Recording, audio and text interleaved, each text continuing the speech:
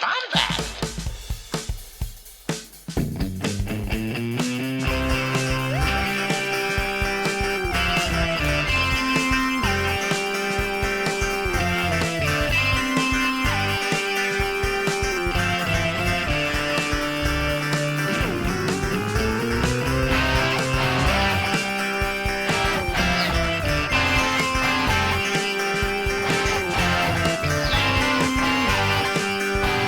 Welcome to the Bombadcast. What is up, my wonderful Bombad fam? Welcome back. I am so glad to be here. Look, it is me, Scotty, Gerry, and we are going to go into this wonderful group discussion. But first, before we get any further, I want to introduce my bro, my buddy, the one and only canon junkie, Gerry Cable. What's up, Gerry? Not much, Scotty. How you doing, buddy? Dude, I'm not doing bad at all. Had some internet issues, some technical difficulties, but we're working through it. I'm not gonna lie. We're gonna make this work. That's right. All for you guys. We do it all for you. And you know, and funny enough, y'all had the opportunity to take a break and recap every episode, right? Yeah, it's been forever. Right? Yes. Yeah, I'm Yes. sure you guys have listened to it 5 times by now, waiting for us with bated breath. They're like clamoring at the update for Tuesday morning, you know, and you know we might end up doing a Monday night release. You might be chomping at the bit and get a Monday night release. But anyway, look, Gerry, how have you been, man?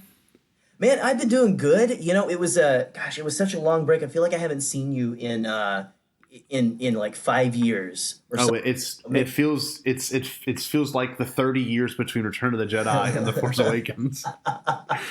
That's what it feels like canonically. Oh my gosh, that's crazy. So we even had 3 movies in between then, and we just anyway. So yeah, I'm doing good. You know, we had that long 4th of July weekend. I hope everyone had a nice Bombad time, nice Bombad 4th of July. Some Bombad fireworks. Didn't blow any extremities off. Yes. Fireworks, or just, you know, was completely safe. Very safe.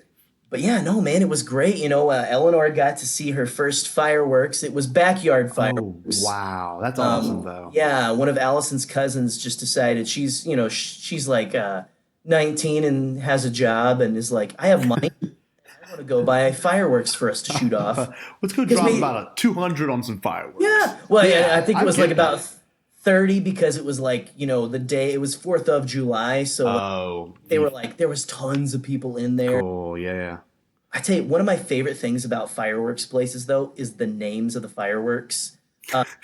Like one of them was like, no lie, like probably a 2-foot by 1 foot tall box. Okay. It was called an impressive fountain. No lie. That's the strangest name. Had a cityscape in the picture. An impressive fountain. An impressive fountain. We took Eleanor to the thing with us too. It was me and a couple of Allison's cousins, and it was a blast. That's actually really funny. Scotty, what was your 4th of July like? Oh, 4th of July was wonderful. I got moved into a new place, so that was really cool. Yes. And we had a fish fry. My grandfather came over. Well, my girlfriend's grandfather came over, and he made us like bass, like bass you would catch in like a ditch. No, I'm just kidding. But nice. It does happen. He did a pretty good fish fry, and the weekend was wonderful. And and I don't know if anyone listening knows, but I'm from Baton Rouge, Louisiana, and we've got a pretty intense weather pattern coming up pretty soon, and by the time you're listening to this, it might have already passed. There might be no issues, but there's some great concern for people here and my family and me in particular. So send me some Bombad love, some Bombad prayers maybe, and whatever force you believe in, send some positive force feelings your way, because I'm a tad bit anxious, being as I just got into a new place and there's some severe weather, but regardless, I'm hoping, I'm preparing for the worst, but hoping for the best. So, it was a really good time. It was a really good weekend, and the 4th of July was wonderful, and it was just kind of fun to, take it easy for once and not have to move and go to people's houses and do people's things. So that was actually really nice. Really nice. Oh, Gerry, Yes. Well, we also got a huge surprise over the 4th of July weekend. Like, unbelievable. Oh, man, we sure did, yeah. Look, well, I guess I can preface it a little bit. I'm gonna play the audio for y'all too. I was listening to Star Wars Explains Saturday Q&A, which he does every Saturday, and I'm a patron for him, so I submit questions and he answers them. But it's been a while since he's actually answered anything on air that I've submitted. And out of nowhere, someone asks, "Who's your favorite podcast?" And like, he names his favorite podcast, and like, I don't know, he felt compelled to like go on like a really positive and wonderful tangent about the Bombadcast. So, It was Gerry, you want to listen? excellent. I absolutely would love to listen. It was funny because you told me, but you were like, dude, I'm going to send you something that's going to make you crap your pants or something. Like, oh man, what is this? I was like, is this a good crap, a bad? Like, what's going on? Is the fart joke from the Phantom Menace that we're about to get into? Oh yeah, is it the fart joke? We don't know. I don't know. But you know what? Let's take a listen. I'm going to shut up, okay? All right, here we go. Here we go. I would highly recommend you check out Mission to Zix. It is hilarious, and I look forward to listening to it every Wednesday. It deserves a lot more listeners. But of course, we also have our podcaster friends. Yes. Like Steel Wars, Star Wars Minute, Force Center Podcast, Force Toast, so Resistance Broadcast. Yeah. Oh, Bombad. Yeah. The Bombadcast. That's a new one. Yeah, but let's talk about Scotty because he's an awesome dude. And we got to meet him the past 2 celebrations. Super cool guy, and he's started to get into Star Wars podcasting. He is like an ideal Star Wars fan, and I love hearing his thoughts on Star Wars. So check out his new podcast. We'll link to all of them in the description. I'm trying to think of a couple more. What the Force is really, really good. Yeah. I recently started listening to them, and they always have great stuff. Full of Sith is a good one. I'm like, we always just name out a ton, and I'm terrified that we're going to forget friends. So I'm just going to put a big list in the description for everyone that we know, because there are so many good ones. Okay, so let's be man. Y'all, let's be real. I love Alex. We've hung out a couple of times, and I would consider him a friend of mine.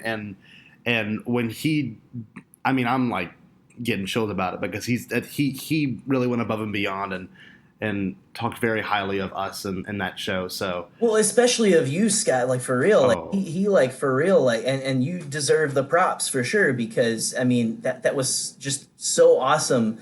You've made such an impression, and that's just so great.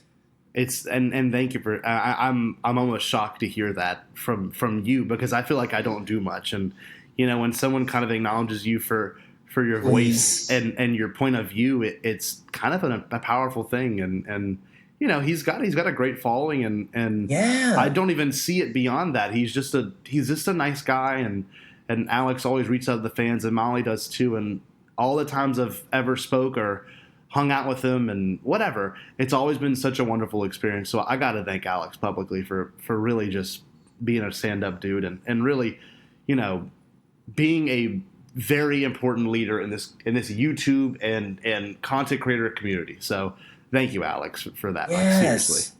Absolutely. Yeah. Well, thank you guys. Thank them so much. Yeah. You guys thank them. But we seriously, it's awesome. And I actually met them briefly at Celebration.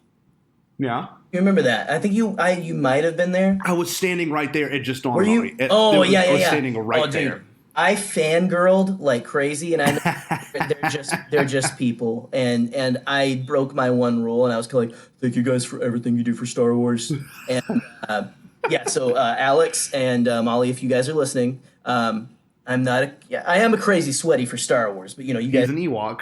Yeah, I am an Ewok and stuff. So apologize for sweating all over you guys at that point. So, but no, seriously, just to hear us mentioned with like they're like our friend podcasts. That's insane. That's so cool. That was, and he was like, oh yeah. That was just, it was surreal to be mentioned with all of those. I think the way I put it was giants or something of the Star Wars podcasting and YouTube.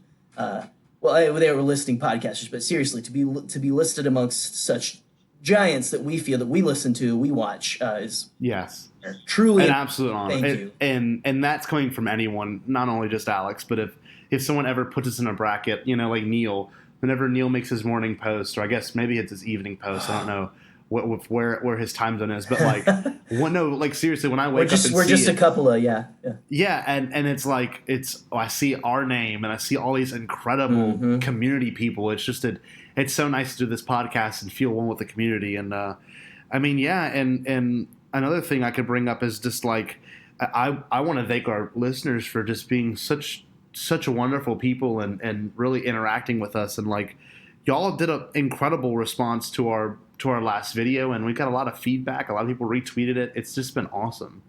And, the discussion was great, but I'm very happy that we have fans like this and people that want to listen. Yes. So the only reason we are getting any notoriety of any measure is because of you guys. So thank you. Exactly. Gerry, what do we need to go into next, my man? Well, Scott, there is something we started a couple episodes ago, and I don't know if they're ready for it, but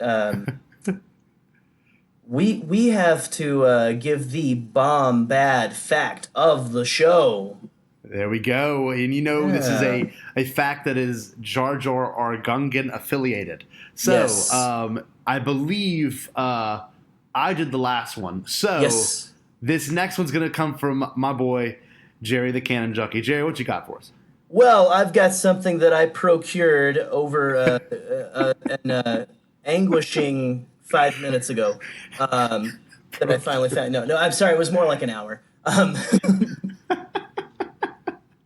But the Bombad fact of the week of the show today is Jar Jar Binks and all Gungans, in fact, are born as tadpoles. What? How did you find that? Isn't that the freakiest thing? It's the froggiest thing in the world, man. I mean, freakiest. It's the froggiest, yeah. It's very froggy. They are. It's not easy being orange. God, you're just so much better than mine. Okay, sorry. That was. Well, let's have a Kermit off. No, that sounds very weird. It kind of does. What does that mean? Okay, so I'm getting this from that. So actually, I still have the article pulled up from Screen Rant. Okay. The first week they had just so many. So check out this article. It's I believe 20 random facts about Jar Jar Binks. That's hilarious. There's some good stuff. But I can't start as tadpoles. Wow. Okay, there you go. Here's what it says. It says that they're amphibious humanoid species. And they're known for rarely ever leaving the homeworld. In fact, let's see. It says Jar Jar's journey to Tatooine was his first trip to a foreign planet. Obviously, we got there from the movie. But considering amphibians normally live close to water, it's a wonder Jar Jar's ability to survive in a harsh. Okay, no, I'm sorry. I'm reading the wrong thing. Blah blah blah. Next is Power Source Book, Force of Destiny playing game. Gungans are born as tadpoles, much like frogs in our own universe. It takes months for Gungan babies to grow limbs, and they go on. Wow. There aren't official images of baby Gungans, but that's not entirely true because in the Clone Wars, whenever Palpatine was stealing children to take to Mustafar, oh yeah, remember there was a Gungan child. There was a Gungan child, but maybe that was months after they were born, and so they had grown their limbs. That's so weird. Is it just like a Jar Jar Binks head with a tadpole sperm tail? You know what? I'd imagine, like, I'm not even gonna lie here. I know they're gonna touch upon that like the next 5 years. It's gonna be mentioned. Oh, now that most you said likely. It, it's gonna be. There's gonna be a whole Resistance episode about them saving a baby tadpole Gungan. That I can just. See I hope now. They do. I hope That's they so bring in weird. Gungans. Let's not be afraid, guys. Don't be afraid of the Gungans. Don't be afraid. Them. They are a part of the universe. Gerry, I don't mean to speed on, but. That's okay. You want to speed on from Jar Jar Binks' sperm? I want to whiz past it. I want to whiz past it. Oh, no. Just the idea of them having a Gungan child in Resistance is just as weird as them calling a new Stormtrooper variant a Sith Trooper. That's right. We're getting into the news, gang. I'll allow it. What in the world is that about? The new Sith Trooper is. You think? Okay, I want to ask you. What do you think that name implies? Me personally, I'm thinking the name implies that they are under. Gosh, I don't know. I don't know. Thought there's so many theories that come to mind, but it's something. I think it might have something to do with Palpatine. What do you got, buddy?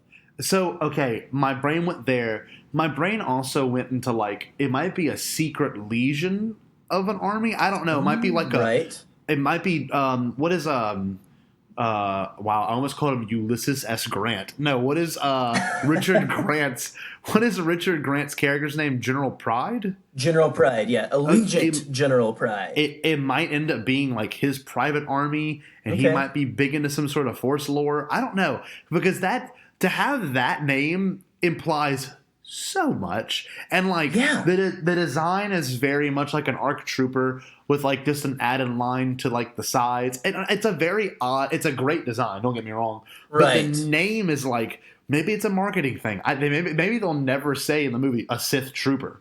I don't know. But maybe it's Palp's private army. I have literally, it's so up in the air. Well, it could be. It could be Palpatine's army. They could just be like, "Hey, that's a bad A name. Let's call ourselves the Sith Troopers." Exactly. Elite troopers. It could be Kylo Ren's private. Like, is Kylo does he consider himself a Sith now? Ooh, wow! I didn't think about that either. I don't know. You know, John Hoey has been of the Resistance broadcast. Shout out. There you go. There he is again mentioned. There is he keeps talking about how Kylo Ren probably considers himself a Sith now because of all of this stuff. I think it's more ties to Palpatine. Anyway, go on, Scott. Finish your thought, my man. No, it's just the design is incredible, and and it could just be another marketing thing. It really could be, and I'm okay with that as long as they do something pretty effective in the movie that's kind of shocking. That would be pretty sick. Yes. It's just there's only so much you can do now at this point. I mean, this is the final entry of the movie. If this had been introduced maybe in episode 8, like the what do they call those troopers? The ones that we're gonna slice off. Execution troopers. Yeah. Like, I'm not gonna be rude or disrespectful. That was kind of just a pointless. That was they marketed the heck out of them, and they were literally in one scene, and they didn't even do their job. You know, like. The Praetorian Guards now, they were marketed and they were incredible. Oh, they were amazing. Yeah, that was incredible. Also red.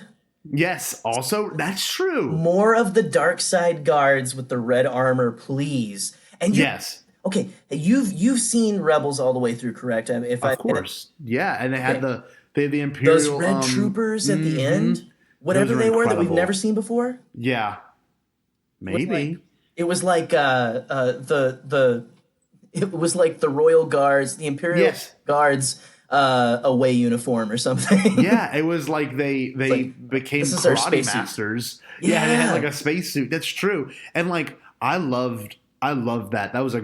That's a really incredible scene for those last 2 episodes of Rebels. But regardless, to have those guys come back and be like more combat rather than like stoic looking. Yeah. I mean, that's what these troopers might be. I don't know. The name is so intriguing. It's so intriguing. You saw all of did you see the Black Series action figure?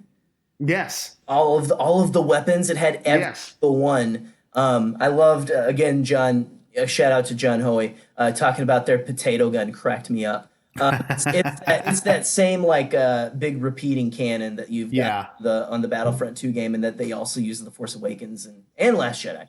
Yeah, but they also had like some kind of like bladed weapon. Did you see that? I did not actually. I need to go look into that now. It was right above the cannon, and I was like, they're gonna be doing some kind of fighting.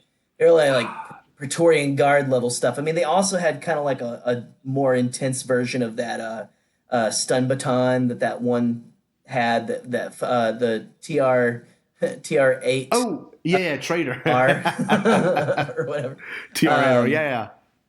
So yeah, it was more of an intense version of that. Okay, but I'm digging it. So more. I mean, troopers. I agree, and let me transition to this too. Do you think they're going to show up in that new ride? I know it wasn't announced, but it was announced the opening date's going to be in December for Disney World. Yeah, do you think they're going to show up in the new Rise of Resistance ride that's going to I be don't in Disney World? And I believe opening 6 weeks later in Disneyland. So Yes. that's something to look forward to as well because, and from what I've heard, it's like a 15-minute ride. And I don't know Yeah. if y'all have ever been on a Disney World ride, but like those things are 8 minutes and they feel like forever. I literally cannot imagine a 15-minute like interactive Star Wars ride. Well, and, Like the lines, have you read about the line at I that have not. No. attraction? Oh, No. you should go read about it because the whole line is an experience. BB-8 is supposed to meet you while you're in line. It's kind of like Smuggler's Run thing. You talk to Hondo while you're in. Yeah. But BB-8 will roll up and will project a holographic Rey who asks, Shut up. no way. No way. Sorry, no, not no way, no lie. No Ray.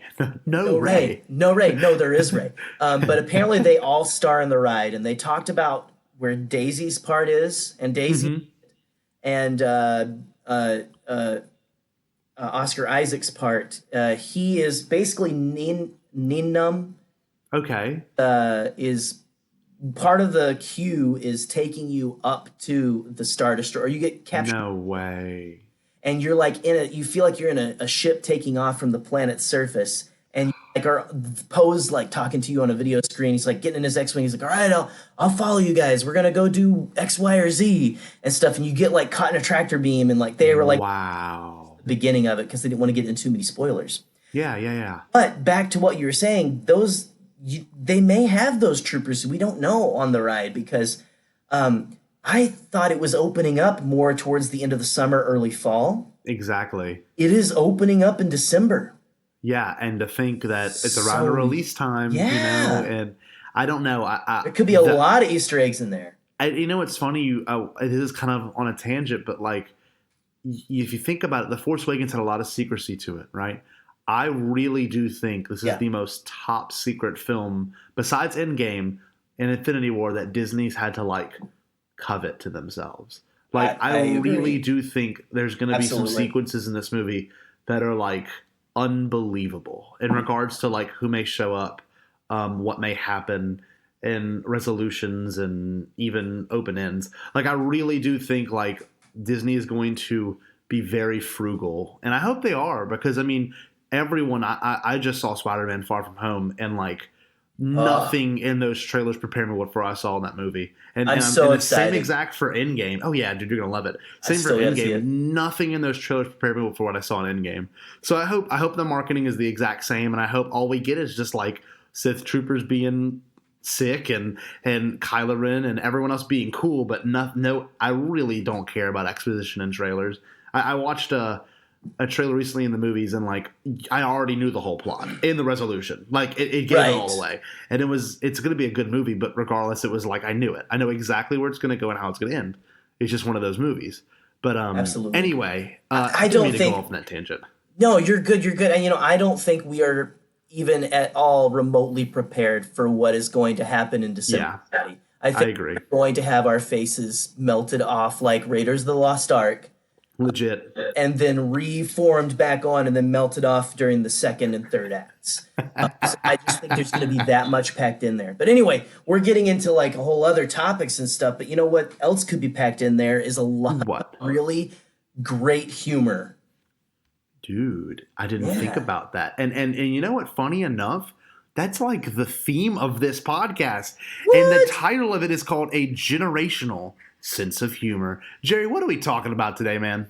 Well, Scott, we are talking about the humor of Star Wars as a whole. We're talking about, and not just as one collective, okay, we can identify it thing that is Star Wars humor, but we're going to look at the humor of each era and kind of talk about that. I kind of have a tangent I go on this, especially since a little film called The Last Jedi, and you are fans of. Oh, I love that movie. A lot of Star Wars fans are fans of that, and if you're not, that's okay, because there's always a movie that you probably like less than the others. It's okay. Exactly, and I respect that opinion. Yeah, we can all be friends here. But yes. No, so, well, let me see here, Scotty. I just want to, if I may, real quick, kind of go off on what I believe let's talk about let's start with the original trilogy, okay? Okay. So I'll find it eventually. So with this discussion, my boy Gerry over here, he developed a really incredible thought on this. I never thought about it in depth, and he's about to go into full detail in regards to what he means by the different generations of Star Wars humor. Stay tuned. It's actually we discussed this earlier in the past couple of days, and like I had never thought about it this way. So he might actually blow your minds like he did mine. But anyway, Gerry, what do you have to say about the original trilogy's sense of humor? Well, first of all, my TED Talk starts here. Okay, here we go. Get some popcorn. Okay, you guys ready? Make sure you're leaned back in your car seat, a little relaxed going down that highway. Take a deep breath. Prepare your Michael Jackson memes. I know you almost exhausted them with the last episode. Thank you for that, because that was excellent. But anyway, oh my God, sorry, I can't help it. So humor. Okay, so in the original trilogy, if you can look back, there's actually Mark Hamill interviews and stuff where he talks about those movies being funny. Like those movies play. They played as fun adventures, but the jokes really hit. And there are some things in the original trilogy that we do not consider jokes. Yeah. That got laughs in the theater. Case in point, I was just listening this week to shout out to Blast Points. Yes. And they did a fantastic episode on the multiple audio tracks of Empire Strikes Back. And apparently they've done I haven't heard the other episodes they've done on the audio tracks except for the ones talking about Aunt Beru, how Aunt Beru is different a couple weeks ago in like a couple of the audio tracks. And it's just kind of a weird, crazy mystery. Like, why did they do it like this? Really? They were if you haven't listened to it, Scotty, man, I'm seriously so interested. Now I'm going to. It's so interesting. I know, I'm telling you. I've got so much knowledge of podcasts for you. But they talked about how there's one they basically had, it was awesome. They had a recording from 1980. Recorded of the 70 millimeter original cut, yes. With the dialogue and everything, and you can hear people reacting to the movie in 1980. Oh, that's awesome. It's excellent. That's awesome. It's excellent. And the famous line between a certain princess and a certain smuggler, as they're certain they're not going to see each other ever again, that we hold in such high esteem. I love you. I know. Yeah. Oh, so high, such esteem. So, Scotty, it got a laugh. No way. How dare they subvert my expectations? So it's funny you say that, but like I watched the scene and like movies always bring me to tears. They just do. But that part does kind of like it. Like I cry a little bit. Like punches me in the gut. I'm like, man, he's such a scoundrel. That was such a scoundrel. But I couldn't imagine someone laughing at that. Really, that's incredible. I know, it's insane. Very unexpected. It is, but see that was the thought back then. It was like now it's a cool line. It's like bad A. It's like, oh yeah. Solo's cool. He's saying he has feelings because he really has a heart, but he wants to say cool. So he does it. But that's wicked. Back then it was like, that's not how you tell someone you love them. And then you laugh. You're a lovable goof. Because Solo is cool, but he's also a lovable goof. Mm-hmm. And if you look back, even that whole movie, Han is hilarious in Empire. I love him in Empire. He's great in the other two films as well. But I just love his lines from Empire the most. I think they're the most comedic. And thanks to the writing of Lawrence Kasdan and George Lucas contributing and funny enough when you say that, like there is a big different sense of humor in regards to the 77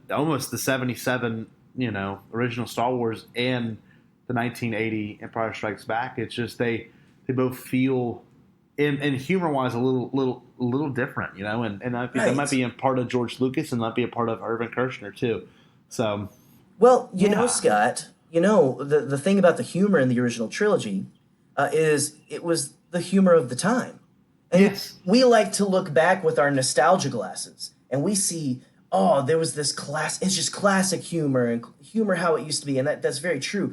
But we put it on such a high pedestal as lovers of this film and franchise, these films and franchise, that we almost be like, why can't the new movies have the humor, or why couldn't the prequels have the humor that had? Well, as my theory is, Star Wars has always mirrored the humor of the time. I agree. Our sense of humor changes as an audience as time rolls on. I mean, just look at film in general. But case in point again, just watch any other movie from the 70s with punchy, fun dialogue. It's Star Wars fun adventure dialogue, especially after Star Wars. And it's almost a trendsetter.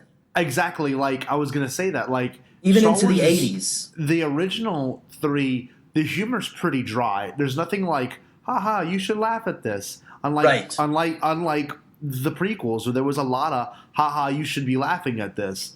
And the sequels now, it's kind of like, haha, you could laugh at this, Yeah. Like it's interesting because honestly, there was a really good mention on Pete Fletzer's Around the Galaxy talking about there's a scene in A New Hope that, as an audience who would laugh at, like, curse my shiny metal body, is when 3PO says that, before they almost get crushed in the trash compactor. That's funny. That's a funny line. But, and unfortunately, it's just how it is. We've been watching these movies since we were literally 3 years old, and we're so jaded by, by what we find funny in Star Wars movies. And I don't know. I remember being a little kid and thinking the Jawas were hilarious just because that's just a funny looking character, Right. Like, it makes no sense as a little kid. And I remember just getting giddy when I would see them because they were funny. And they talk really kind of a cute language. But like now as an adult, I'm like, oh, the Jawas are pretty sick. But I don't laugh at the Jawas ever, Right. Because again, our sense of humor changes as we grow, as society's sense of humor changes throughout the years. Exactly. It's again with the prequels. A lot of people really kind of dog on, and I joke around about the fart joke in Phantom Menace and Jar Jar steps and poop and is doing all this different. Okay, well, also one thing, I got to give credit to Brian Young. He does a really good defense of Jar Jar. If you haven't ever looked, he's got a great tweet thread that he has saved in his I've read it. Yeah. Oh, it's excellent. It's great. Talking about the original inspiration for Jar Jar was Charlie Chaplin and the physical comedians of that day, and Slapstick. also Goofy. Yeah. That stuff, and it really hits that, and it was for the kids. But one thing we've got to remember about '90s humor. What is in? Okay, well, first of all, what do you have you seen many '90s comedies? Was it Flubber? What '90s movie was it? Was with Eddie Murphy? Flubber. Oh, with Eddie Murphy. Nutty Professor. That is it. With one with the fart jokes. There's literally an entire dinner sequence with fart jokes from that movie, right? And back then it was funny because it was funny. Oh man, how outrageous fart jokes. Whoa, that's crazy. That's so radical. Now they're overplayed. Yes, exactly. And now the farts are overplayed. Are only funny on like Disney or Channel or Cartoon Network shows because it's just it's childish. But look, that was literally I wouldn't say the global mindset, but like for probably a 19 anywhere between 12 and 19-year-old boy or girl. That was probably a funny scene. Let's be honest. Jerry, what age were you when you saw The Phantom Menace? The Phantom Menace, I was 12 years old. Okay. I was right in that sweet spot George was talking about. Yes. So did you find Jar Jar funny at 12?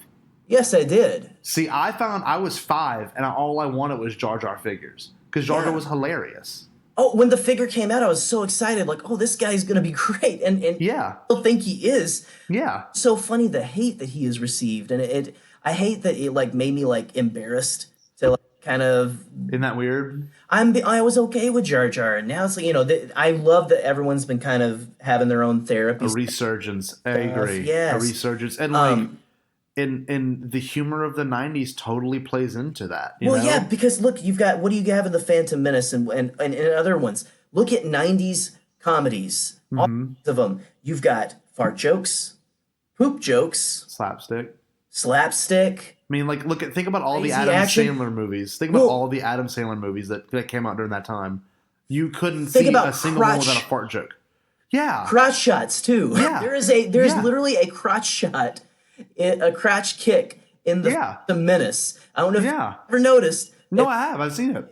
If anyone out there, if you have not noticed that Jar Jar gets kicked in the proverbial nut by the pit droid when he picks it up by the neck, and Anakin's his tadpole maker. I mean, his I've seen a concept drawing of Jar Jar before, and it looks like he's just like Ken down there. But he doesn't really react. But of course, it probably would have really derailed the movie if he would have just fallen over in the fetal position, going, "Yeah, Misa's tadpoles. We saw in so much pain." But then that would probably be on YouTube, just that clip. Everyone. Yeah. Well, also like when he gets his face shocked in the thing, and oh, absolutely. I felt like, and especially in that movie, George was having a hard time, and this is no disrespect to him, he was having a hard time making funny lines, so he resorted all of the humor to be on Jar Jar. Whereas when Attack of the Clones came out, he kind of could go back and write a little bit more clever lines, and especially in Revenge of the Sith, all the lines are clever. There's a lot of really clever lines in that movie. But, to be honest, there's maybe 5 or 6 just truly clever lines in the Phantom Menace. The ability to speak does not make you intelligent. To me that's a clever line. That was really clever. Yes. But they relied a lot more on characterization, which is a giant reflection of the 90s. If you look at those 90s Adam Sandler films, or even all the 90s SNL movies, they relied heavily on the characters being funny rather than the lines being funny. Yes. It's just how it was. I'm sorry, Jay. I kind of hijacked it, but No, you're good. This is a dual TED Talk. We are doing a dual TED Talk. There's a slideshow in the middle of us, and we're walking around in our suits and blazers, and we're kind of cocking our heads back, we're blazers, jeans, and a white T-shirt because we don't want to seem like we're. Yeah, exactly. But so the prequels, and I know they get a lot of crap, but again, I think if you take a look at the comedy of the 90s going into the early 2000s, that was where we were at. That was it. And I agree. Now looking back on it, it's a little silly, but it's still, I don't know. Again, you don't have to like it, but this is just my theory on the humor. So no, of course. And to go into the newest films, I mean, yes, a lot of the flack I've heard, and one movie that hasn't got the flack, 2 movies actually, Rogue One and Solo, really haven't received this much flack in regards to it's humor in those movies. But people like the dog, The Force Awakens, and The Last Jedi for their sense of humor, which to me is especially The Last Jedi. Yes, especially The Last Jedi, where I thought the intro joke with General Hugs, I thought that was hilarious because it was the best way to stall for Poe. It was perfect for the character. Now, to me, it just dawned on me. The humor of the 90s and the humor of the original trilogies kind of merge there. It's based on characterization, but it's also based on clever interaction, which is to me the most important. That interaction has to feel real, and the humor, the joke has to work there. But back to what you're saying. I'm sorry. No, you're fine. But no, we with the sequel trilogy, you heard a lot of complaints, especially with Last Jedi, and again. I know I keep saying this, but we're not saying that you have to like the humor or agree with it. But here's my theory on it. A complaint that I heard a lot, Scotty, I don't know if you did. I know what you're about to say. Is that it was they're just doing Marvel humor. Marvel-esque, yep. Marvel-esque humor. Yeah, no. And now, when did the Marvel movies start? They were about 10 years ago? 08, yeah. They've been going around for a decade. Yeah. The humor, you watch just about any, especially the Marvel movies. Marvel movies are a great template of what humor in an action adventure movie. Yeah, Adventure kind of movie edgy. Yeah, And- kind of weird. Almost kind of like the first Iron Man's kind of how would you say, kind of risque for nowadays. I don't know. Right. Like they kind of touch on like Me Too kind of moments in that movie. Absolutely. Like he's kind of a sexist guy, but anyway, that's the reflection of late 2000s humor. That's a very bizarre time of humor. Well, I'm lucky that was we the live in a time- transition. Yeah, that was the transition because it went from being that's so true. I'm sorry, that's so true. No, not at all. It was going from like American Pie styled, like just ridiculous humor to being a little bit more sophisticated. Like maybe we shouldn't be, as outrageous, to like kind of toning it down. Now they make fun of more, and the modern. I will say this: the humor in Last Jedi and in the new films specifically, Yes.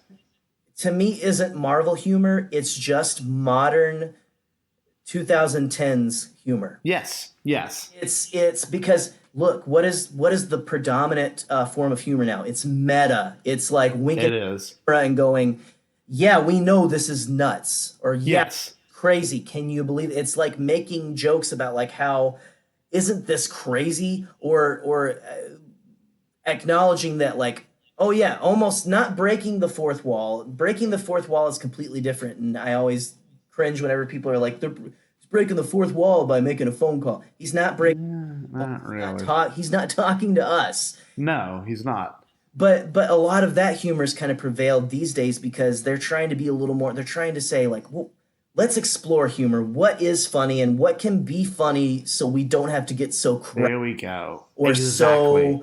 so into territory that makes us feel uncomfortable in the Me Too era. That's true, and I respect that. I respect that era, and I respect what we're going through right now as a society.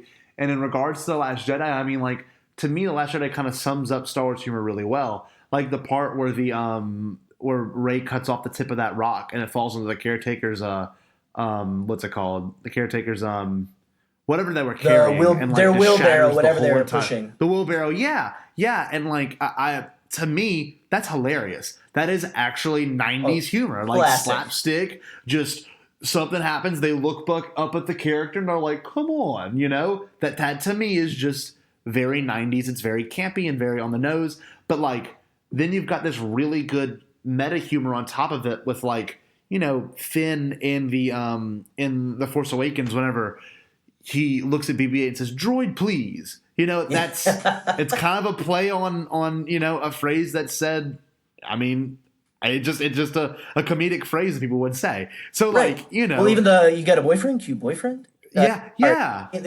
We feel kind of like weird because it feels like, oh, Star Wars is kind of encroaching on our world.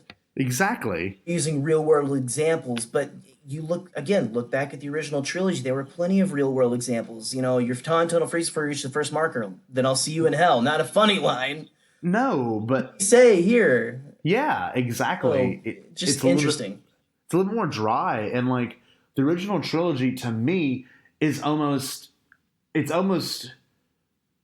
like just common talk, like what you would say to your peers, like I'll see you in Right. hell, or it's also pretty quotable. Like I have always enjoyed Darth Vader's quips, and a lot of people don't like that now for some reason. No one had a problem with it until on Rogue One when he says, "Be careful, director, not to choke on your aspirations." Like, and he's choking him. Like, to me, that's an excellent joke for Vader, because Vader is and Anakin always was kind of a witty character. Vader's dad jokes all day. Yeah, and I'm fine with that. But he's literally the character of dad jokes. But anyway, go ahead. What was that one line in what's the line in Empire Strikes Back where Han shoots the gun at him and he's like, "We would be honored if you would." Yes. Yeah, like what are they gonna say? No? That's so sassy. Is he gonna be like, "I'm good, I'm gonna leave," Like, I of course just they're gonna sit remembered down. one of my favorite comedic Vader lines.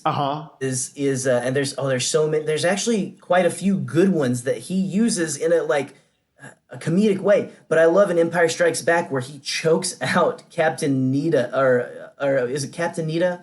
Yeah, completely like kills him. Yeah. See him fall over dead, holding his throat, and Vader goes, "Apology accepted." Accepted. The Nida. Yeah, exactly. I love that. It's perfect. It's super cool, but it's also funny. And it's like Dark humor. it is dark humor, and like that was, if you think about the reflection of the 70s, the 70s was not a very happy time, the early 70s. So like you see, you know, that political strife playing into it, and like it's kind of odd to like know that in 77 kind of the humor's not like in your face there. In 80 Right. the humor's kind of more in their face, but by 83 they've got like teddy bears on speeder bikes. Like it got a little bit more outrageous, and then come the Phantom Menace, it gets peak outrageous, and then by Attack of the Clones it goes back down, and then by Revenge of the Sith it goes all the way back down. At least we're still Right. flying half a ship. Like, you know, like it's just how it is, and like It's just George playing with the dials, guys. exactly, and George is great about this, and like the best thing about what George did, like especially with lines like what's the big fun, the quote was like, and here's where the fun begins. Is that what he says? No, what's the line? This is where the fun begins. Yeah. Literally Han says that, and then Anakin says it in Revenge of the Sith.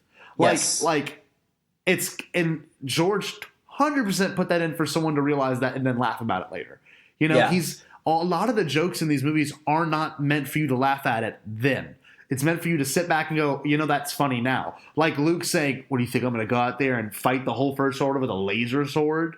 Like, and he does. And that's actually kind of funny. Like, if you Yeah. really think about it, the fact that this character was so jaded at the beginning, who is now did a complete 180, and he's back at the very end, and he's like, actually, I will do that. You know? Absolutely. It's clever because humor, you can do really awesome plot points with humor, and then actually have those plot points pay out just like that. Just like Absolutely. that. And I like what you said about that. I like what you said about sitting back and thinking about it, because that's sometimes good humor does that to you. Oh, totally. And you know what also does that, Scotty? What? And I don't know if I'm ready to talk about this, but it's Yeah. memes. Oh, totally. Memes. Dude, you can look, that's a way to look back at these films and laugh. Exactly. And I was talking to Gerry before this started about some of my favorite memes and what makes me laugh in general, and I love prequel memes. I love them. I make a point to go through r/prequel memes every day to just get a good laugh, because it's always so clever. And like, I mean, a couple of my favorite prequel meme quotes are ironic. I mean, it's just the perfect line, ironic. And it's so subtle. What about you, Jay? Which prequel memes do you like? Oh gosh, there's so many. Honestly, I love. I don't know if GIFs count, but I love like prequel GIFs and stuff. Yeah. Any of you guys who follow me on social media know I love using GIFs just because I think it's so funny to just answer in a GIF sometimes. It's not because I feel like you've got to use them in a very like, you've got to be like very artsy about the way you've used it though. But Yeah. really love like the Palpatine like do it, and I love the one that Yeah. spelled out like DEWIT. Yeah, that's the best. That's the best. I don't know. There's so many like high ground. I have the high ground memes. Yes. I love the, So many I obscure love references. democracy. I love democracy. Oh, yes. The Attack of the Clones speech. Or the another happy landing is a good one, or at least we're flying half a ship. I Right. love that. And of course So there's good. some now that really aren't even, or it's a trick, send a reply. I love that one. Right. But the other good ones are the ones that aren't even quotes. They're just like screen caps, like the one with Padme, and it's like worried laughter. And it's her smiling on Naboo, and she's got this like crazy face because I don't know. It's just what they can do with these is hilarious. And like It's hilarious. if That, you I get- actually had that Palpatine Padme meme. Have you seen have I showed you that one where it's like it's Anakin saying like you're exactly the way I remember you in my dreams or something. He says something weird and creepy like that. yeah. And it's her smiling and then her looking down, and the meme says, aggressively presses panic button. Yeah, I love that. That's amazing. And you know what? This is actually kind of random, but like I know the Resistance broadcast always uses it, but the maybe from the Last Jedi with I say that all the time. DJ, it's amazing. It's such a subtle line, maybe, and like to me, it's so like it's just. It can be taken 1,000 different ways, and you know I've seen that memed, and I've also seen the BB-8 thumbs up, which also could be him flipping off Finn with fire, like that. When I was sitting at theater, I'm like, what does that mean? That could mean like 9 different things. That could be like, okay, we're good, but it also could mean like, dude, I'm gonna burn you for like getting me into this. So like, yeah, like it's fun to have Twitter culture, and it's fun to have this social media culture we can actually use memes like that, and so much fun. Yeah, and I actually haven't asked you this ever, Gerry, and I'm kind of curious to know, who do you think is like the funniest characters, and like what about them really like kind of makes you laugh? Like, why are they funny? Man, if I'm gonna try to think real hard here. Let's see. I thought of a lot of funny moments. Okay. I don't necessarily think of funny characters, but they are. I'm looking here. I can give you mine. You could attribute these to different characters. I did a couple from the same movie, but I don't know if I want to say Han Solo, but I feel like Han is just kind of like he's like the peak of the pyramid. Okay. I don't know. Han's really great. See, mine. But I gotta give. Go ahead. No. Mine to me is like ironically funny is like 3PO. I think 3PO is actually hilarious. He really is one of the funniest characters in all the movies to me. And like not even in like a I could see that. I could agree with tongue-in-cheek way. He's just like whenever he talks, I always laugh. Like in The Last Jedi, whenever he's like, the odds of doing that, blah, blah, blah, and Finn's like, shut up, and like covers his mouth. I'm like, that is so what you would do to someone like that, you know? And I loved in The Last Jedi where like he's trying to talk and Poe's trying to listen, and he's like shush, and like shut up, and then he has that like you think quietly says it, yeah. He's like so defeated. and like the best is when Leia's like, oh, 3PO, get that worried look off your face, and like his face doesn't change, and you can see the concern in his eyes. Yes, somehow it's just like. He's just such a funny character, and like, absolutely. You know, one of my favorite lines of all time is from A New Hope when he's like, it is our lot in life. We are made to suffer, or whatever he says about landing on Tatooine. And like, that's just such a good line. He's such a defeatist, man. He's just like, he's so, what is it? He glass half empty kind of guy. Yes, always. Always half empty. Poor 3PO. Yeah, exactly. Pour me a tall glass of Michelob Ultra that is half empty, and I'm sad 3PO about it. No, like, so what do you think are some of the funniest moments? Like, what parts really do make you laugh? Well, okay. See, I was talking about Han Solo. I think I almost want to like change my answer. Okay. K2SO. Oh yes. And I feel like that's sacrilege. I can't wait to get more K2. To change it to K2SO. No, dude, I can't wait to get more K2. Are you kidding me? He's got so many funny lines, and I'm so excited. I hope that he's like all throughout the Cassian series. Me too. I've I'm trying to think of the gentleman's name. I know Alan Tudyk? Alan Tudyk. I promise you guys, I know these guys' names. I just forget them immediately when I get in front of the mic. But I can you know. He's the canon junkie. I mean, well, I can tell you that Cassian used to be a separatist. There you go. One of my favorite K2SO moments is whenever they come around the corner and there's a bunch of stormtroopers, him and Jyn and Cassian on Jeddah, and it's like right after he's joined them after they've like had that big shootout in the streets. Yeah.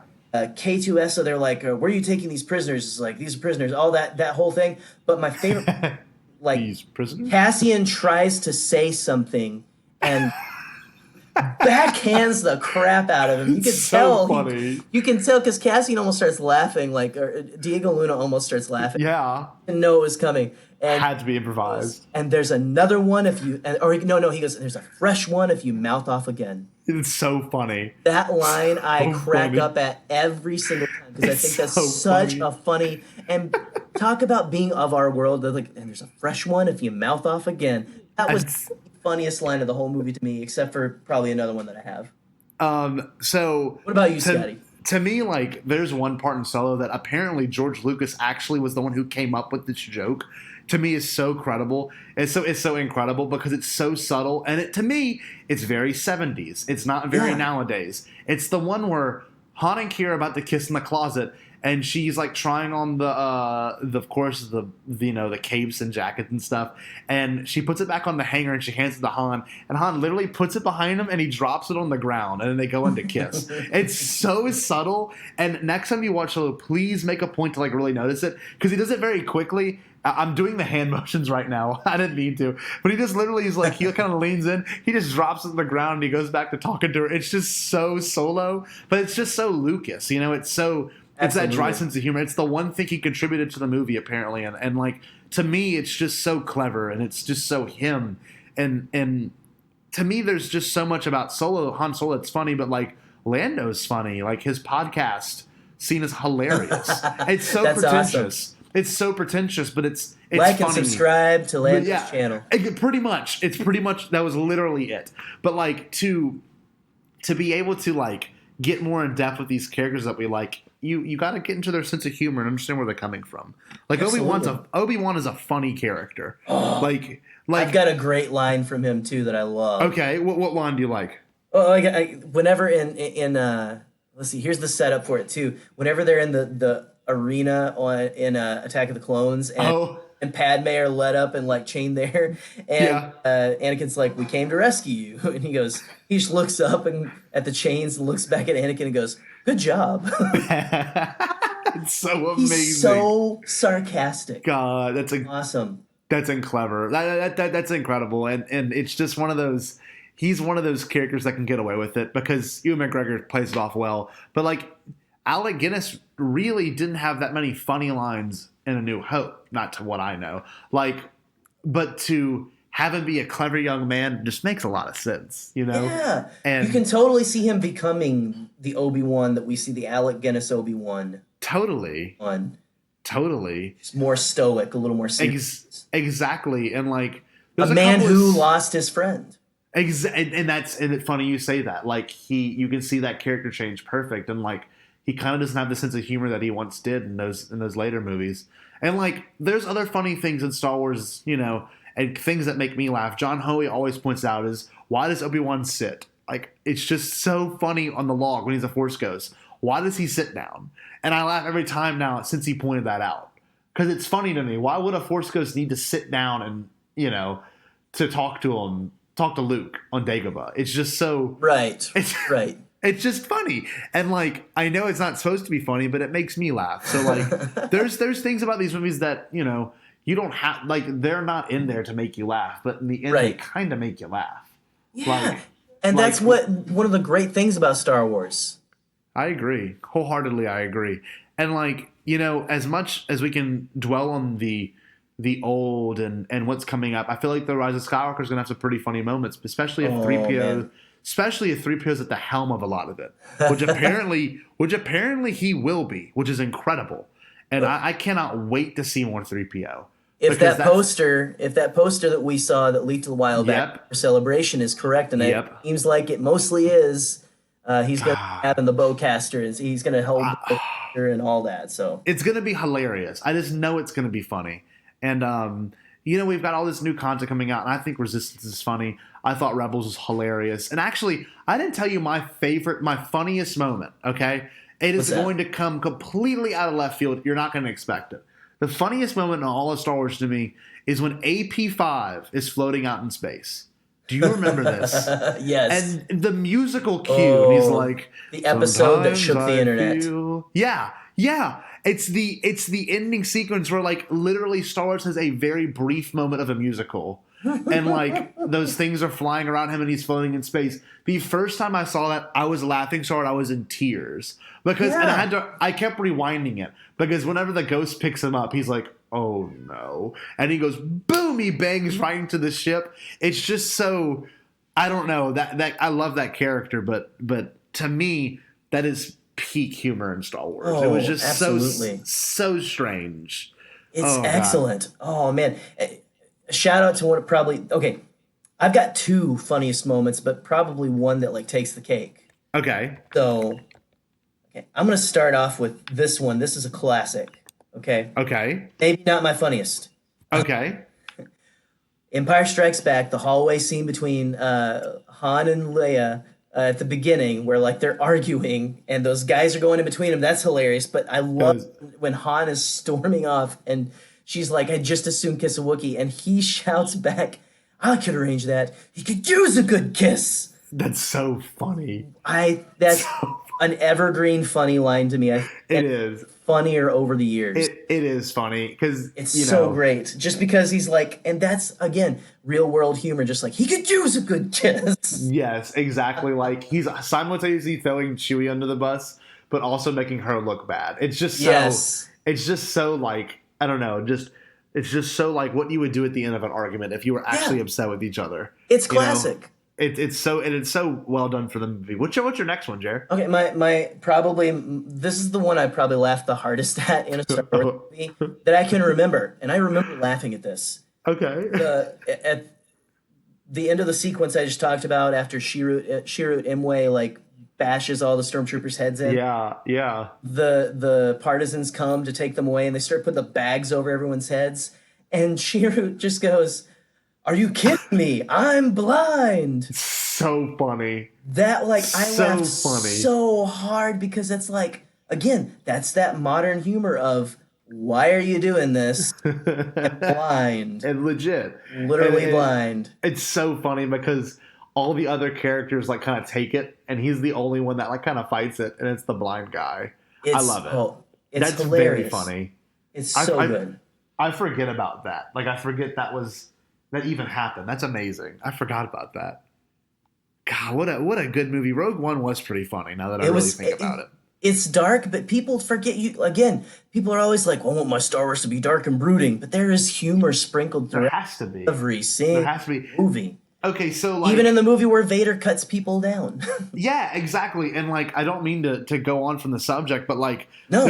You said dark and brooding, and like it's true. I mean, we've got The Mandalorian coming out, and from the footage I saw, I mean, there's going to be some pretty intense action, some pretty intense like maybe some humor too, and like from what we've shown, the funniest thing was they were like smoking or like barbecuing a Kowakian monkey lizard, which is hilarious. And like he kind of can't wait to see that. He kind of like pushes off a gonk droid, like a gonk droid, and then he kind of like shoves it out of the way. It's like, how are they going to do humor in this new show, especially with Bill Burr being a character? Like Bill Burr's an incredible comedian. He might be from New Jersey. He's one of those New Yorkan style comedians where he's kind of raw, and like I wonder how they're going to play into it in The Mandalorian, because that show's going to be like PG-13. It's not going to be PG or anything. It's going to get pretty brutal, I'd imagine. Right. But like, how do you think they're going to do humor in that show, Gerry? I think just like what we've seen, I honestly think it's going to feel a lot like Rebels or Clone Wars. There's things like probably more along the lines of Rebels with this original trilogy feel. It's going because you've got Dave Filoni's one of the creative minds behind it. Yeah, and Jon Favreau is not a slouch when it comes to comedy. The man did he did the first, did he do the first 3 or the first 2? First two Iron Man. But he's been in so many Marvel flicks that I'm sure he's had his hand in. He can deliver it too. Yeah, he does it so well. And like Happy Hogan is one of my favorite characters. I'm so excited every time he shows up in those. Well, it's funny. Like we can talk about Favs and Filoni all day, but you got to think Taika is going to be directing episode, and Ragnarok was one of the funniest movies I've seen in my entire life. And like, he's going to be playing a droid too. Like, are you kidding me? Like, this is I have a feeling this show is going to be a lot funnier than I even expect. And I'm trying to go in with all my eyes and ears open for this, because absolutely, I'm so eager to see this show. This is going to be kind of controversial. I'm almost more excited for this show than I am for The Rise of Skywalker, because there's so much. You get 45 minutes an episode, and you've getting like 8 episodes. It's like 3 Star Wars movies. It's insane. It's going to be. This is going to change the game, and I feel like the humor really will play into it, because you're not just appealing to teenage boys now. You're on a platform that entire families are going to have, because you're going to have what 52,000 titles from launch date or something insane. Oh my goodness! Of all the Disney material, crazy. And like the first day is the same exact day it launches, and they're going to the first thing I can guarantee you when you start up that app is going to be the Mandalorian banner. Yes, and that has been the biggest one they've been pushing. Like, of course, anything. I mean, I've heard stuff about the Marvel shows. Me as well. Yes, seen anything from them? No, and very good point. They're going to have to make this show either somewhat like Stranger Things, a little family, something you can watch with not your kids, but your teenagers. Like, I don't know. I think it's going to get very interesting of how they're going to have to handle humor in this show. And with those 2 people at the helm, I really think it's going to be funny. Like, I really do think. I'm of the opinion, and it's probably not a very popular one, because I know there's a lot of people who want more grown-up Star Wars. That is, if you want more grown-up Star Wars, go to the novels, because they're very gory sometimes. And sexual, and sexy definitely. times. The sexy times happen. Oh, totally. Like, one of the weirder ones from the books was whenever Lando and the Twilight girl were kind of like flirting in Last Shot. That was odd. Like, towards the end of the book, and this is like a 40-year-old Lando, and they're getting kind of risky. And I was like, dang. They're really kind of taking it to that level with this book, and I love the book's sense of humor. The Thrawn books even can be kind of funny too, right? Like I love the Thrawn books, and they can be pretty dense. Anyway, I'm sorry. No, all I'm saying is just like I believe that Star Wars should be for everyone at all times. If it's one screen medium, I agree, because it's just that's how they're honestly going to make most of their money, and it's also That's what Star Wars is, and I'm not going to be against if they want to do like a more grown up show, which I honestly think The Mandalorian is going to be more grown up than Rebels. I just think it feel more like that than a Star Wars movie, a little like Solo. Yes, it's exactly what's going to be. Solo kind of felt like a great arc of Rebels episodes. It did, because it's got like the funny part where Han speaks Shriwook. That's hilarious. That's so funny. Yeah, but great. at the Solo same has time, so many great lines. At the same time, moments. Yeah, at the same time, they don't blow into that. They kind of just do it once. They don't come at it later, which is awesome. Because if they kept doing it, it wouldn't be as funny. Right. But anyway, I'm glad we could talk about that, Gerry. That's awesome. And we had some listeners and some viewers write in. Gerry, did you want to listen to one of the audios we got from a pretty good friend? I absolutely want to, and I think we should honestly probably start having a segment. I always get one from this gentleman here, and he is a gentleman and a scholar if I have ever met or known of one. Yeah, and I have high respect for this man. He's a really awesome listener and friend of the podcast. Well, another positive force in the fandom, especially their fandom. Completely agree. All right, here's our write-in from the one and only. Our audio message from the one and only Rural Farm Boy discussing his favorite funniest moments in Star Wars. Here we go. I do, Scotty and Gerry and Bombad boys. It's Anthony, that Rural Farm Boy. So we're talking humor. What's funny in Star Wars? Well, there'd be a great many things that's funny in Star Wars. Any given story. And, well, lately some folks are concerned over Maybe there's a bit much. Maybe it ain't the right kind. Now, just for RFB, I just want to be told a story. And if there be parts in certain places of any given story that tends to be funny, well, then they get a chuckle out of me. Though it ain't nearly my story to say how it should be told or what should or shouldn't be funny in it. I'm there for the greater part of it. That's just me. And I hope a lot of other folks the same way. And I do tend to go pick things apart and look at them for this, that, and the other. And not so much for what's funny in it. If there's something for just a momentary thing that gives me a chuckle, then, well, don't that make it a better thing? And let's see what some other friends got to say. And what Yin's got to say. And I look forward to your show in my playlist. Until that day, may the Force be with you, my Star Wars friends. See you on the radio. I love when he signs out with "See you on the radio." That's one of the most love clever. it so much. It's so clever. I don't know why I like it. It's just I feel like we are literally like I feel like just how he is. He's like playing us through like a 1960s speaker, and he's like, "See you on the radio." It just sounds like it's something Johnny Carson would say. Yeah. Have you seen his old school radio that he like listens to stuff on? I have. Yeah. Yes, I have. Oh, it's beautiful. I feel like we come through it. I feel like we come through that, and like I just imagine like him and his family like gathering around radio like in the 1930s to listen to Orphan Annie, but they're listening to the Adventures of the Bombadcast. Yes. They're wonderful podcasts. Our fireside chats. Our Absolutely. FDR fireside chats. But thank you so much. That joke was Anthony. lame. No, that's too soon. Oh. Yeah, sorry.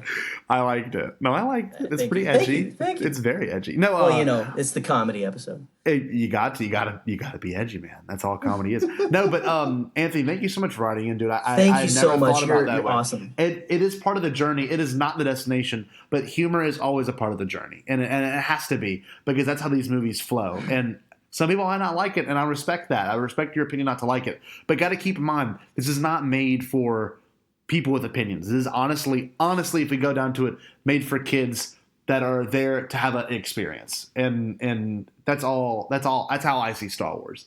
It's made for us to learn something, but have a great time doing it. There we go. Exactly. It's the best teacher. It really is.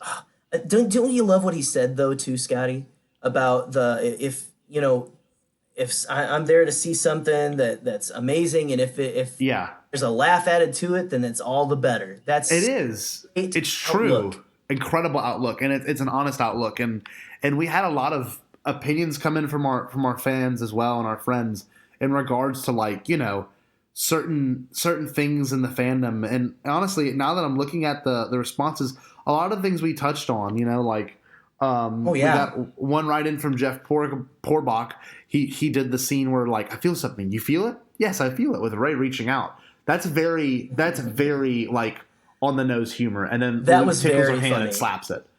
Yeah, and that's I laughed so hard. It's very. It's so Mark Hamill too, if you know his sense of humor. And I'm sorry, I'm going on. No, you're fine. I'm derailing you this time. No, it's all good. Derail me. What we were, Mark Hamill was Mark Hamill a lot in that movie. The throw over the shoulder was total Mark Hamill. I love it. It was a subversive Twitter feed. Yes. Him brushing, one of mine that was him brushing the dust off his shoulder. That's so funny, but it's also super bad A. It is. It is so epic. And it's like him just like messing with Kylo's head. Yeah, and the way you say it too, it's some of these characters' sense of humor's come out. Like when John Boyega or like Finn say anything, I can see a lot of how John Boyega is in the jokes that he makes and the facial expressions. It's a lot of it, and another thing I just realized, like a lot of the sequel trilogies, a lot of the humor is based on facial expressions more so than any of them, and that's very modern too. To have a facial reaction before you actually say something is in a lot of stand up and in a lot of just sitcom based humor. It's the face that's honestly the funniest part before the punchline. The nonverbal visual joke. Yes, exactly. And another good one we got was from Jeff Porgbach was, so who talks first? You talk first, I talk first? That was such a great line. I didn't expect It's so a great. joke right there, and it works really well. That's when we all knew we were in good hands, right? Yes, exactly. All let out a collective sigh. Okay, this is Yes. It can be a funny movie, too. And Yes. he also wrote an It's Jar Jar. I've always thought Jar Jar was funny, and I agree. I really do think... Amen. That's our namesake, and I don't mean to toot his horn, but Jar Jar, I was 5 when that movie released, and I think Jar Jar is still funny to this day. It's just he's so ridiculous, and like I like ridiculous humor. I'm glad that that could be involved, and you know. He's the lovable misfit, and I've heard a lot of people talk about this. They're like, if we're honest with ourselves, most of us are probably more Jar Jar than we are Obi-Wan Kenobi. Exactly. It's true. The clumsy, lovable buffoon, and that is me to a T. So yeah, but I'm already an Ewok, so yes, you know, and shaved. I'm a Nemoidian, and I don't know why. Yes, but just because you wear very, very ornate hats, and I talk very strange. Your lip also moves out almost like a little flap too. Yes. Yeah, I know when you saw me, you're like, oh my God, he's a Nemoidian. And I'm like, oh my God, it's an Ewok. No, the next one is from our boy Scott Gibson, and he brings up the one of the best deliveries in Star Wars, which I think is great too. It's K2SO, he goes, wouldn't you like to know the probability of her using it against you? It's high. It's very high. That was so good. He kind of like shakes his arms at it too. I love that. Gerry, what else do we get a write-in from? I believe we got one from Danny as well. Yeah. Let's see here. Danny, she says, for some reason, this scene always makes me laugh. It's the I forgot about this. Han is running. Like he leaves the others to like chase a couple stormtroopers, and they run back into like that full of stormtroopers. If you watch the special edition, it's like a hangar full of them. And it's because he turns the corner and his face is great. But she says, the scene always makes me laugh. I'm like, why are the stormtroopers running away from Han? They clearly outnumber him. They are wearing their armor and carrying their blasters. It's so funny. It's so funny. It's so great. That's probably because they didn't get much target practice. So. No, not really. They just got they feel a little overwhelmed. Our boy Scott Murray at Mr. Scott Murray put the picture of the Ewok on the speeder bike, which I actually referenced to in our last episode. One of my favorite background characters, Paplo, I think his name was. Yes, and I like that GIF. It's a good GIF. But yeah, that's just funny. That's 80s humor, kind of like Goofy and like Reckless. Our boy Patrick Covey wrote it, and he says, when Vader turned around and Veers was right in his face. And I laugh every time. It's so funny because I think it might have been David Prowse. I don't think David Prowse realized how close Veers would be. And they are literally like an inch away from kissing. Like they are so close. And I'm surprised that kudos to that actor, to Veers. And he didn't back away. He didn't like flinch or anything, man. Vader had nothing on him. He was like, man, I ain't afraid. God, it's awesome. I love that. That's true. That is a really good one, Pat. Thanks for writing in, dude. The next one, Gerry, read it. It's from our boy Chris Steele, Rebel Scum TM. Chris Steele. All right. I'm trying to find it here in my notes. I'm not finding it. Oh, it's all good. It's the one with Han. Everything's under control. Situation normal. Had a slight weapons malfunction. Got it right here. Sorry, I just didn't. They weren't in the right. I've had the technical difficulties out of order. Sorry, everything's fine here. We're all fine here. How are you? And that What's your call sign? Whatever he says. Boring conversation anyway. Look, we're gonna have to. Okay. We can do the whole scene. We can do the whole thing. But Chris, fantastic scene, man. I mean, seriously, the only reason I didn't like really put that on mine is because I saw a ton of people had already put that. But also, it's just that is like one of the crown jewels of Han Solo humor. Yeah, it really is. It really is. And I don't mean to speed through these. We got a bunch of really good responses. I'm going to go through a couple of them I find in particular. I like the Laugh It Up Fuzzball. Great line. Every time. My cousin wrote in another really good one is Poe Dameron to Hux. Look, I can't hold on forever. If you reach him, tell him Leia has an urgent message for him about his mother. And then that Imperial PV. officer's like, yeah, he's like, I believe he's tooling with you, sir. It's so freaking funny. And I believe That guy. Oh, go ahead. No, you say it. I believe he's a comedian or like he's a British. He's on a British comedian. He's on a British sitcom. Yeah. Don't know exactly what it is. My cat is trying to get in on the conversation. You can hear him. He thinks that's hilarious too. It's his favorite part. But he apparently there's a part right before that where Hux is talking and it shows him and he kind of does this like really discreet eye roll, and he's really known for that like really dry sardonic like yes of humor yes on his in the BBC in BBC land in Britain. And so Ryan Johnson just like talks about how that's his favorite thing. God, that's awesome. So it's awesome. That makes me laugh every time too, Elderplug. Speaking of Elderplug, he's actually going to be featured on our next episode. It's my cousin Troy, and you will be hearing from me at the beach with my family. You might get a special mini episode too about us talking about Star Wars. You'll see. It'll be coming up in the next week. So stay tuned for that. Anyway, I'm going to kind of skip around a little bit. Another really good one was from Empire Strikes Back with Sean Coast of Blue Bantha Milk. Actually, I don't see the rest of it. Blue Bantha Milk Company.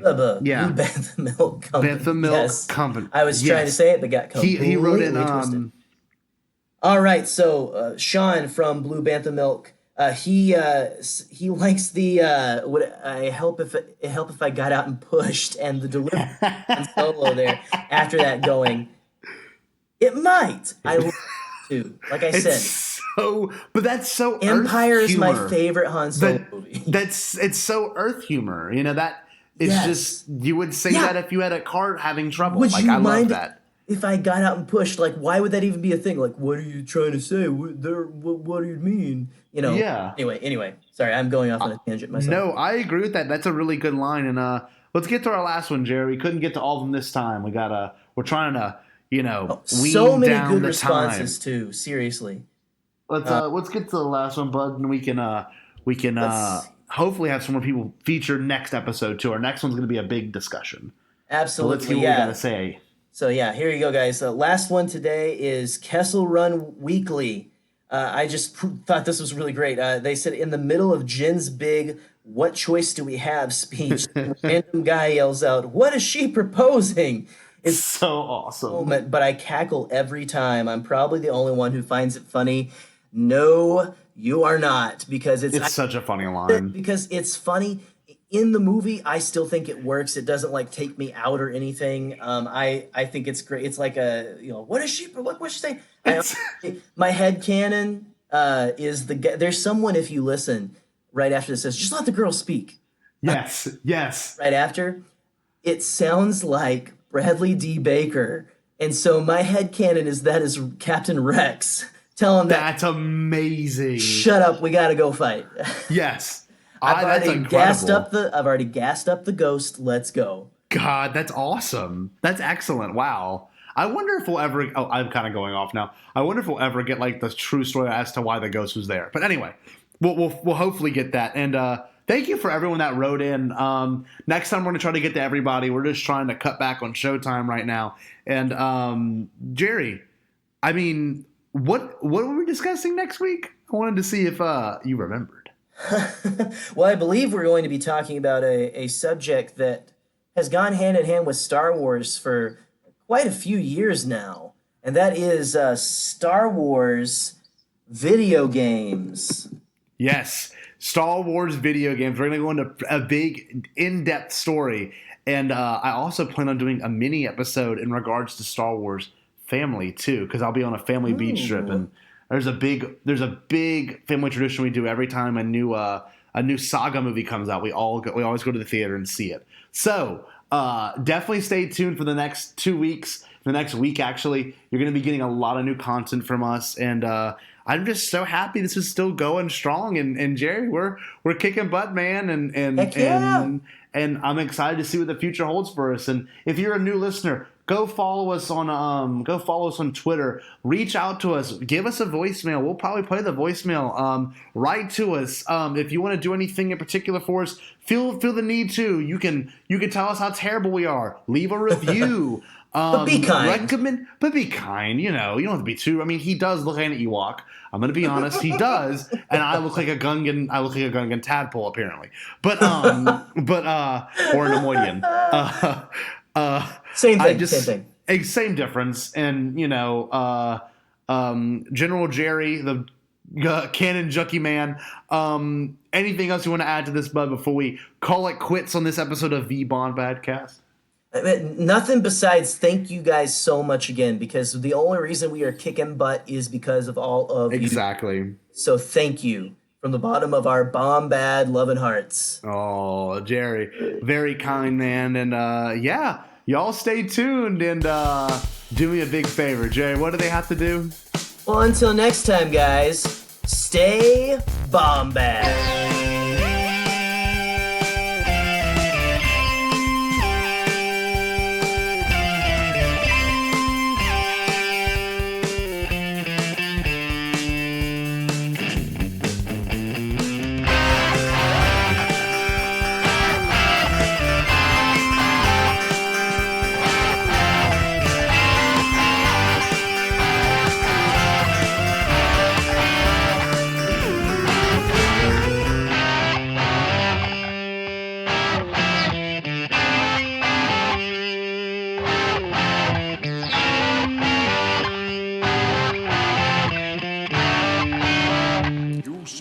Oh, boy.